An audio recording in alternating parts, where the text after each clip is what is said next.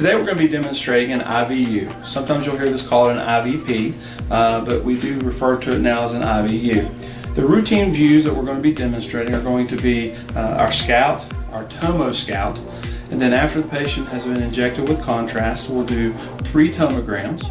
We're going to measure with the caliber here shortly, and then that's how we determine what cuts to do on our tomograms. You'll then do a 5-minute film. Then we're going to wait 5 minutes. We'll take another film at 10 minutes, and then we'll wait another 5 minutes and take a 15-minute film, and we'll take one more tomogram.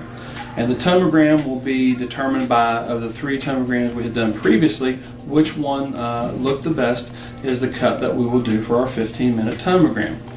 And then there are additional films that you may have to do according to what the radiologist wants to see. You may have to do a standing KUB for a patient who has, a male patient who may have prostate problems, or for a male or female patient who has problems with prolapsed bladder. They'll also want an erect abdomen for. You may have to do obliques of the patient. You may have to do an RPO and an LPO position. I will demonstrate one of those. And what they're looking on that is they're looking at the kidney and the ureter, according to what position they're in. You look at the upside kidney and the downside ureter. So those are all additional films that you may have to do. And then at the end, of course, you will have to have the patient go to the bathroom, and you'll follow that by doing a post-void film. Now, all this has to be annotated onto the film. You need to annotate the time, the film, so you need to mark what time that you actually started injecting the contrast, what time the 5, the 10, and the 15-minute film was done. You can also do additional film time-wise, as far as the doctor may want you to do after the 15, a 20, or a 30-minute, or even an hour film, and all this has to be annotated on the film. Some of the other things with this, as far as the contrast and some of those things, also the BUN and creatinine and the GFR levels that you have to know on the patient. I do want you to know, when the patient comes into the room, you need to have that information because those are things that we have to know. And we're going to go over that in pharmacology and lecture, and also in procedures lecture, explain that in a little bit more detail. Today what I want to do is I want to demonstrate just the positions and talk about some of those things. So we are going to demonstrate just the KUB, which is what we're going to do as far as a Scout film goes. And as you've learned previously, when you did that, we have our 14 by 17, it'll be lengthwise. Our technique will be 77 to 81 kV, and it'll be center cell. So we've got the film in. We are center locked, and we're centered to our film. And we're going to palpate then the crest on the patient. And we're going to center, on a female it's usually right at the level of the crest. On a male sometimes we do go a little below the crest. And then at the MSP, our collimations will be IR borders up and down, and to the skin margins then side to side. Again, the technique's going to be 77 to 81 center cell, and you'll make exposure then on expiration, helping to raise the diaphragm so we can see more of the abdomen. Okay, once we've taken this, then we're going to do our tomogram. We're going to change films. We're going to use an 11 by 14, and it will go crosswise. Now, when we are doing these on the patient and we've made our measurements, not only do you have to use your marker, you also need to use a separate marker that will actually mark what cut you are doing after we have measured here with the caliber. So I'll go ahead and put my marker on here. And then we're going to take, this is our caliber, and we're going to measure. You're going to have the patient rise up just a little bit, put it underneath them, and at the rib margins here, we're going to the lower rib margins, I'm going to measure. And then we're going to take the bottom number right here, which is 19, we're going to divide that by 3. So I'm going to just base it on 18 since that's a little easier. So that's a little bit, that's about a 6 centimeter cut. So we're going to go one above and one below. So that means our cuts will be 5, 6, and 7 centimeters. So take this out, and we can shield on this one. So we are going to place the shield on our patient. Okay. All right. So the machine here is not set up actually for tomograms. Each department has their own machine that does tomograms. And you're going to have to learn that as you're in the departments looking over how to do an IVU. The techs can go over with you what cuts you're going to do and how you're going to set it up. But what a tomogram basically is, the machine is actually going to move over top of the patient, and it's going to take an x-ray, and it's going to take the x-ray at the cut that we set it for. Those measurements we use there, the 6, the 7, and the 8 centimeter cuts, that's the level it's actually exposing, and we're going to get a picture of just that cut. Okay, that's what we're trying to see. Now, as far as our centering goes, we're going to actually palpate the patient here, and at the lower rib margins is basically where we're going to center at, and at the MSP. Now, a lot of times if you can't palpate it on a larger patient, you can just run your hand around it, and then when you get to the bottom, that's your centering point. As far as collimation goes, you're going to be up and down to the IR borders and to the skin margins, side to side.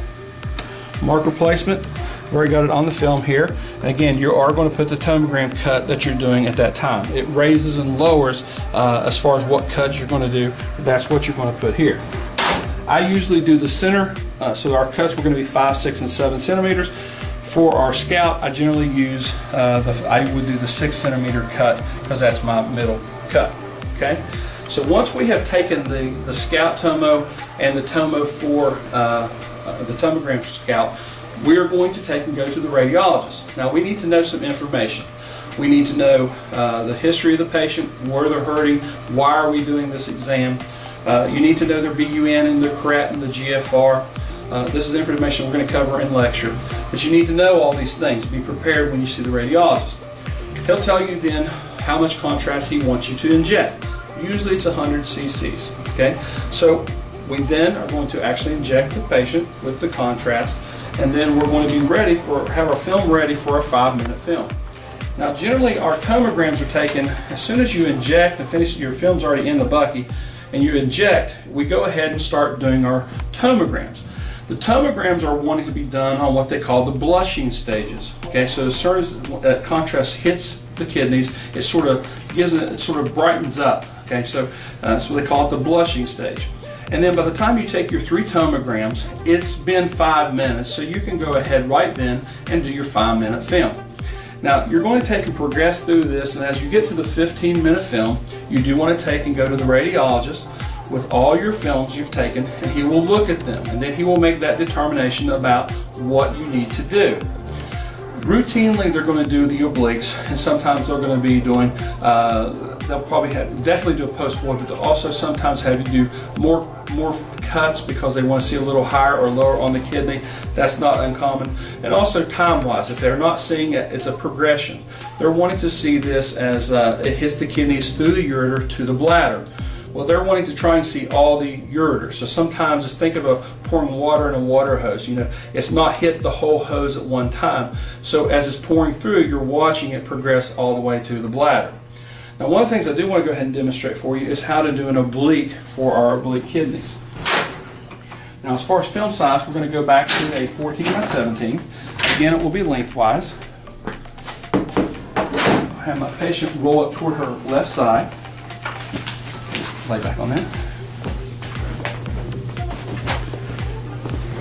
Now, since we're doing a patient is in the LPO position, we're going to use the left marker on the left side of the film. And again, this is about a 30-degree oblique. So, you know, if you take your hand and you look, here's 45, so we want her to roll back maybe just a little bit. We're actually trying to get the kidney and ureter away from the spine so we can see it a little bit better. So as far as centering goes, we're going to go at the level of the crest, and then to the new, I call it the MSP, not really good terminology, but to the center of the patient as they're obliqued is what I'm trying to do. And I should see collimation all the way back to here and also all the way over to here. I've already got my left marker over here on the bucky. Our collimation is going to be to the IR borders. And in this position right here, we should be seeing we're going to actually remove the shield here also from the tomogram. We should actually be seeing the upside kidney, which will be the right, and the downside ureter. So if the patient is in an LPO position, that's what you're seeing. If the patient was in an RPO, you'd see the reverse. You're going to see the upside kidney, which would then be the left, and the downside ureter, which will be the right. Okay? So these are our oblique views for the IVU. The other view that's routinely is going to be done for this is, of course, going to be the post-void. Now, after we're completely done, the radiologist has looked at all the films and said, yes, it's all he needs. The patient will then go to the restroom, and then after they have done, a lot of times, especially if you're looking, if there's blood in the urine, or if the patient they're looking for kidney stones, then sometimes you'll actually use a strainer and let the patient strain their urine through the strainer, and you actually look at it to verify there is or there is not something in it. Okay? If there is, you're going to keep that sample so the doctor can actually see it. Okay? A couple things I want to go back and talk about a little bit too. One thing is they're talking about, my mind just went blank. Can you pause it? No, don't pause it. Okay, so here's one of your funny things you all can laugh at me about here shortly, as I'm sure you're going to. One of the things, I can't remember the things we were talking about now. My mind, I was thinking of it as we were doing it. Can y'all remember? Post-void.